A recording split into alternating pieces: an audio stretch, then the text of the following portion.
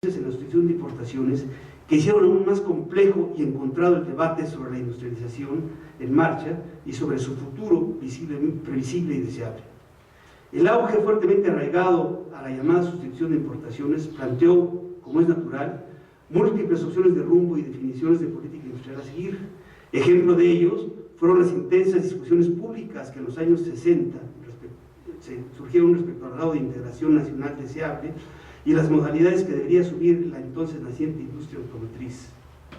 También las discusiones sobre el alcance que debía revestir la maquila, la conveniencia de ligar exportaciones a las manufacturas de productos básicos con inversión extranjera, el papel de las adquisiciones del sector público, etcétera, etcétera.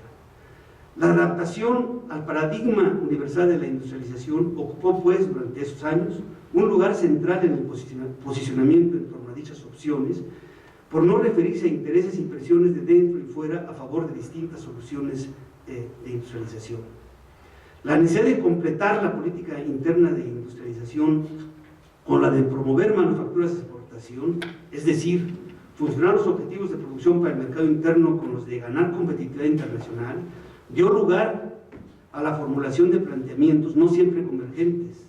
En los años 70 se formuló e inició en la administración pública una política industrial con funciones activas de fomento y configuración de industrias básicas transformadoras del país.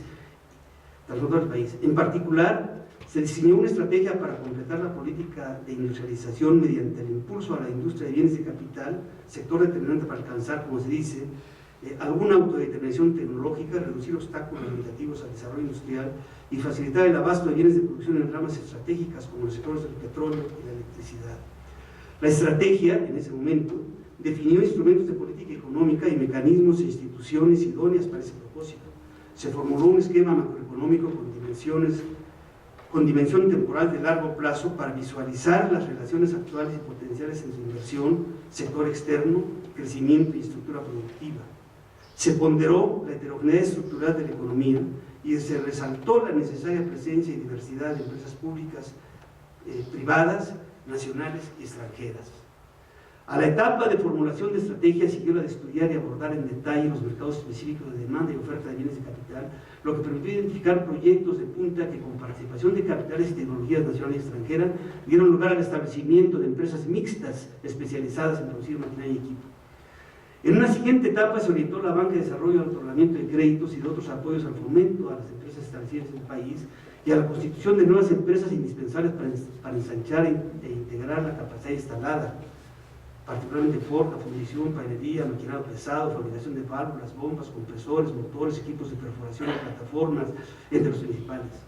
Se identificaron así sinergias con empresas públicas y privadas e institutos de investigación abocados al fomento de la fabricación de maquinaria y equipo para atender requerimientos en la generación de electricidad, siderurgia, minería e industria naval.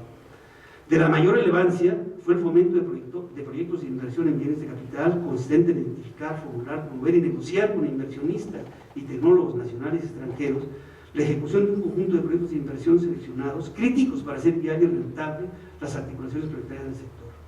El fomento culminó en el primer quinquenio de los 80 con el arranque de operaciones de un núcleo integrado de empresas fabricantes de maquinaria y equipo capaz de detonar encadenamientos industriales para satisfacer el mercado interno, particularmente asociado al poder de compra de las entidades públicas, y generar excedentes marginales de exportación. No voy a entrar en detalle, es un número interesante de industrias, de empresas. El núcleo de empresas establecidas en el sector de bienes de capital revistió modalidades que en su momento se determinaron como la fórmula para asegurar la materialización de la estrategia liderada por el Estado.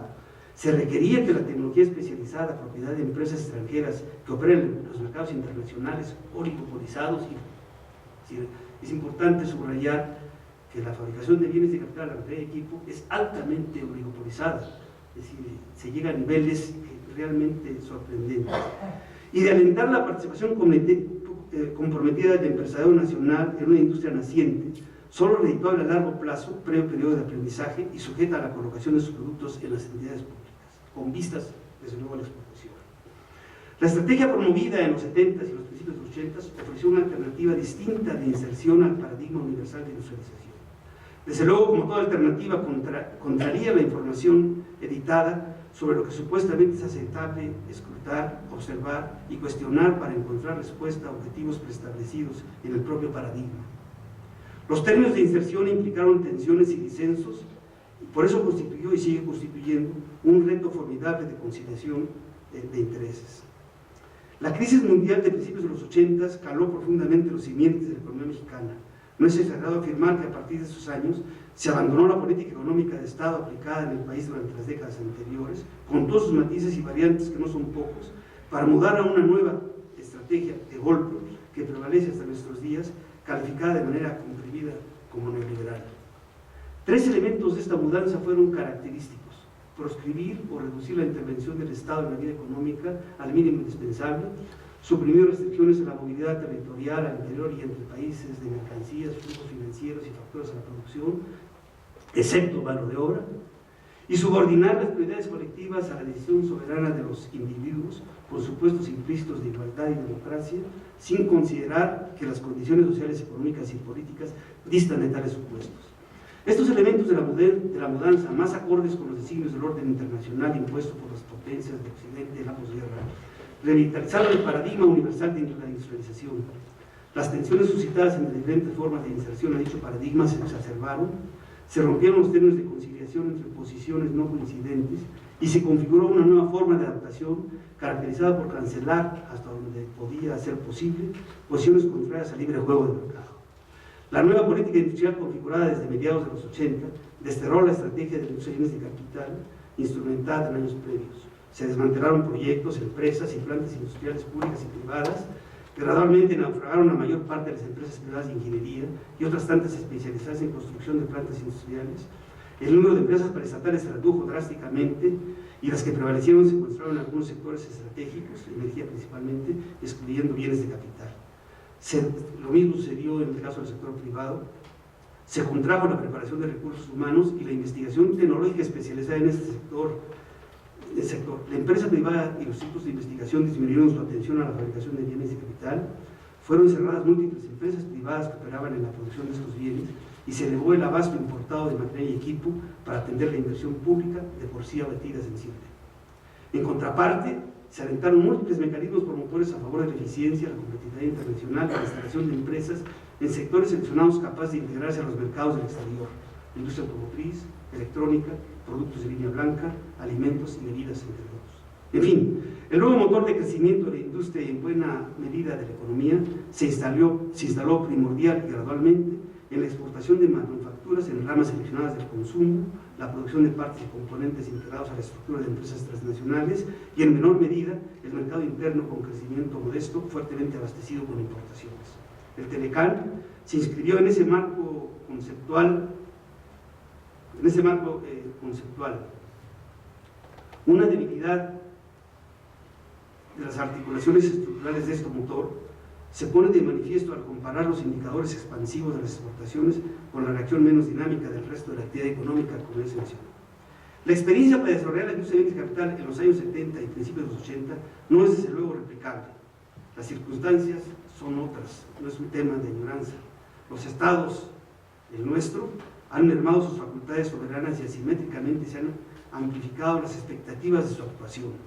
Sin embargo, la experiencia sobre lo acontecido puede ser valiosa si se aspira a bosquejar, desde luego de otra manera, la política industrial que la sociedad reclama en función de sus relaciones. El objetivo es promover, voy a empezar un ejemplo, hay varios, seleccioné este, con eso voy a terminar. El objetivo de promover las fuentes renovables de energía en las condiciones actuales del país es un buen ejemplo para ilustrar lo anterior. Además de circunstancias nacionales diferenciadas, las estrategias y mecanismos de promoción difieren entre países, según sea el lugar donde se coloca el acento de las fuentes renovables como vehículo para combatir el cambio climático, abatir la contaminación local o regional, procurar la seguridad y infraestructura energética, hacer frente a la escasez de acceso a fuentes fósiles de energía o movilizar el aprovechamiento de recursos internos. No obstante estas diferencias, es habitual y común que los países exitosos en ello promueven el desarrollo de las energías renovables en un todo continuo de eslabones, desde la concepción, investigación, instalación de equipos y facilidades, operación, creación del mercado interno y de exportación, hasta la retroalimentación, creatividad y el mejoramiento permanente de procesos. Es todo un eslabonamiento complejo. En la continuidad de estos eslabones, el conocimiento y la capacidad de fabricación de los bienes y servicios requeridos en el montaje de instalaciones es determinante para dominar y direccionar los mercados y la tecnología de las fuentes renovables de energía. Se amalgama la investigación, el desarrollo de tecnología, incluyendo diseño, adaptación, innovación y creatividad, la ingeniería, la capacitación de recursos humanos y el estímulo a la incorporación del empresariado del país en la industria naciente. Y evidencias empíricas de lo anterior hay varias. Países líderes a nivel mundial en generación eólica y solar, España, Alemania y Dinamarca, por citar solo tres, desarrollaron sus mercados internos al tiempo que sus empresas se convirtieron en grandes exportadoras de tecnología y equipos para sus propósitos. Brasil es un caso singular de anticipación histórica. Desde los años 70, casi sin interrupción, desarrolló su industria de bienes de capital al tiempo que la orientó gradualmente a cubrir objetivos nacionales de innovación en la agroindustria y la industria automotriz, para finalmente dominar la elaboración y el uso de biocombustibles a base de caña de azúcar, por lo cual llegó a ser, es el país líder a nivel mundial en ese terreno. Con ello, no solo impulsó la economía nacional en sus particularidades agrícolas, energética e industrial, con las consecuencias previsibles en empleo, ingreso, mercado interno, desarrollo tecnológico, autodeterminación energética, etc., sino que además se colocó a la vanguardia mundial para incursionar en las llamadas segunda y tercera generación de biocombustibles. Este es pues un ejemplo. China se ha vuelto un caso paradigmático, ya no entro en él.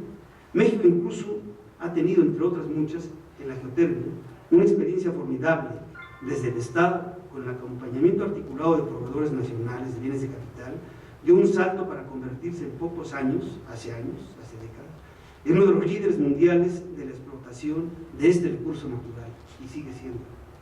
La lección es que un elemento estratégico para desarrollar esta actividad, en este caso, en el caso que estoy hablando de las energías renovables, es constituir a la industria de bienes de capital en una de las palancas detonantes de la acción. Colocar este objetivo en la agenda nacional de la política comercial externa, el Telecán en particular, puede ser una forma de movilizar intereses y actores. La fortaleza estaría en la decisión y el planteamiento instrumental para socializar y promover una amplia participación en torno al objetivo propuesto. Las reglas que ofrece el Telecán no son favorables para estos propósitos, pero significan a su vez una forma de crear condiciones para modificar dichas reglas. Muchas gracias.